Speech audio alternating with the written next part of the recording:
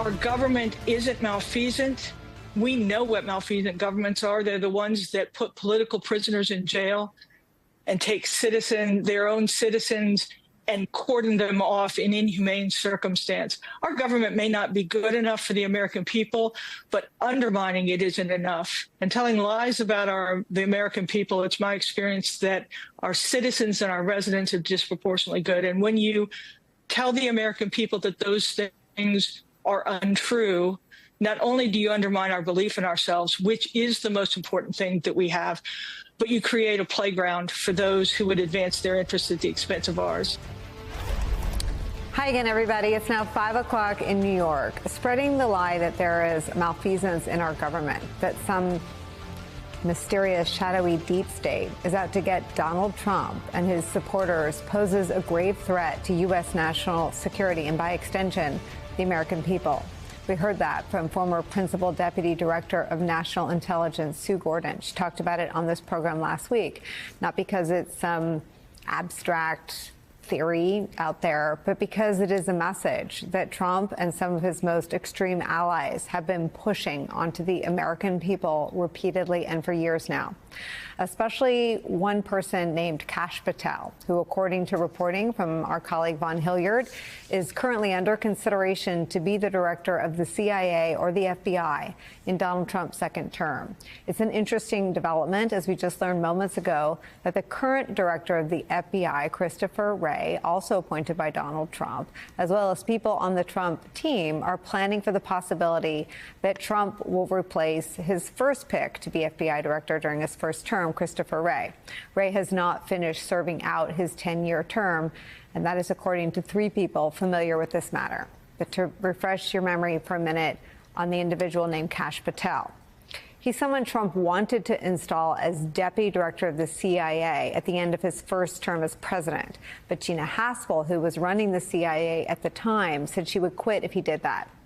Kash Patel has since written a book called, quote, Government Gangsters, which, as ABC News reports, calls for a, quote, comprehensive house cleaning at the Justice Department and an eradication of government tyranny within the FBI by firing the top ranks and prosecuting to the fullest extent of the law anyone who in any way abused their authority for political ends. And he has said this in the past. The one thing we learned in the Trump administration the first go around is we got to put in all America patriots top to bottom. And we got them for law enforcement. We got them for intel collection. We got them for offensive operations. We got them for DOD, CIA, everywhere. And the one thing we will do that they never will do is we will follow the facts and the law and go to courts of law and correct these justices and lawyers who have been prosecuting these cases based on politics and actually issuing them as lawfare. We will go out and find the conspirators, not just in government, but in the media. Yes, we're going to come after the people in the media who lied about American citizens, who helped Joe Biden rig presidential elections. We're going to come after you. Whether it's criminally or civilly, we'll figure that out. But yeah, we're putting you all on notice. They're going to go get the people who lied about the results of the election. We hope he means in 2020, and incited people to commit crimes at the U.S. Capitol.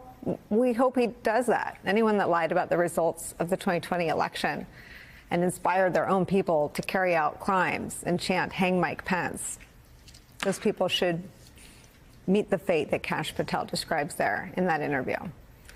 Now, as concerning as Kash Patel's appointment was to Gina Haspel 4 years ago, and as concerning as the potential for that happening now is, there are more and different worries around what the intelligence community will look like under Donald Trump. NBC News is reporting on the mounting concerns that Trump will politicize and weaponize the U.S. spy agencies, claims he has made very publicly in the past. Quote, lawmakers, former intelligence officers, and Western officials worry that Trump and a group of loyalists could reshape the makeup and mission of the nation's intelligence apparatus. Officers could be pressured to skew their findings to suit the White House's political agenda. Allies might scale back information sharing due to Trump's cavalier approach to secrecy. And in a worst-case scenario, the spy agencies could be converted into tools of retribution against domestic political opponents, the former officers and others say. Meanwhile, the president-elect has been fielding calls from foreign leaders. The Washington Post is reporting that Trump spoke with Russian President Vladimir Putin on Thursday, their first call since Trump's win, according to what the Washington Post called, quote, several people familiar with the matter. Russia is denying that that call took place, and Trump's team tells NBC News this, quote, we do not comment on private calls between President Trump and other world leaders. So there's that. The New York Times is also reporting that South Korea is worried Trump and Kim Jong-un will soon be exchanging what Trump called love letters once again, a situation that could put the safety of our ally, South Korea, at risk. All of this is where we start the hour with former Chief of Staff at the CIA and at the Department of Defense. Our dear friend Jeremy Bash is here. Jeremy, where do you want to start? Should we start with Kash Patel and his future atop either the FBI or the CIA? What would you think? Hey, Nicole. So first, I want to start by saying, as you've said, today's Veterans Day, and today's a day when we honor the service and sacrifice of those who have served our nation in uniform. It's also a good moment to remember the people who have paid the ultimate sacrifice for our freedom. And I say that, and I start there, because I want people to know that the people who wear the uniform of our country, the people who serve in our intelligence agencies, the people who are the career foreign service diplomats serving our departments and agencies, they're not part of any political party. They're not part of a regime. They don't have a loyalty oath to a person or to an agenda. They're not even part of a loyal opposition. They are completely nonpartisan, and that's the way we want it to be. And I think the only thing I would maybe label all of those people, and I put myself proudly in this camp, is we're institutionalists.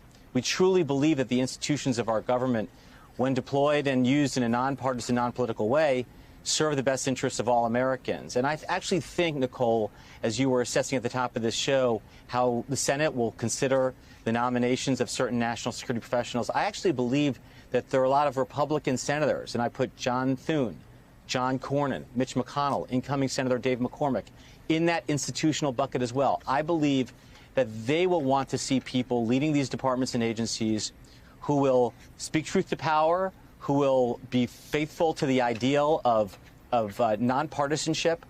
Yes, we need to have civilian control of the military. That's an important principle. We should unpack what that means in the context of a Trump administration. But I want people to know that the good people at CIA, the good people in the Director of National Intelligence, the good people at the Pentagon are not some deep state. They're not going to pursue some political agenda. They just don't have it in their DNA. They don't do it. And they're going to be really working for the interests of all Americans. Jeremy, 8 years ago, I would have left it unremarked what you just said about Mitch McConnell and Mr. McCormick. And I don't know who else you lumped in there, John Thune. But I think we're too late into the Trump story to hope for people who know better to do better. I mean, the story we led with was about recess appointments because Donald Trump has such a massive political mandate going to Washington. He doesn't need them. So he's using them for a different reason. And I think we both know what the different reason is, right? I mean, are you really pinning the preservation of these institutions you and I both revere on Mitch McConnell and John Thune growing a spine? Well, Nicole, do we have a choice? I mean, that's the point, which is part of being institutionalist means you believe and subscribe to the view of separation of powers in our constitutional system.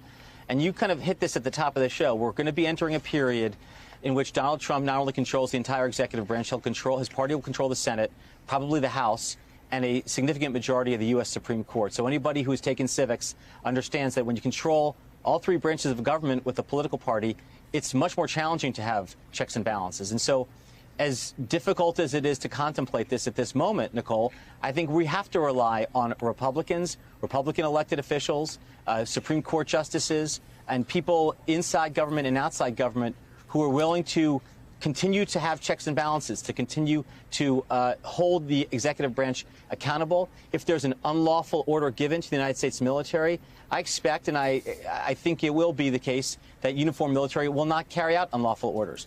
If these people try to politicize the work of the Central Intelligence Agency, I know the people who work at the Central Intelligence Agency, they will not allow their work to be politicized. They will speak the truth, and the truth will set them free. That's emblazoned on the wall of the original headquarters building at Langley.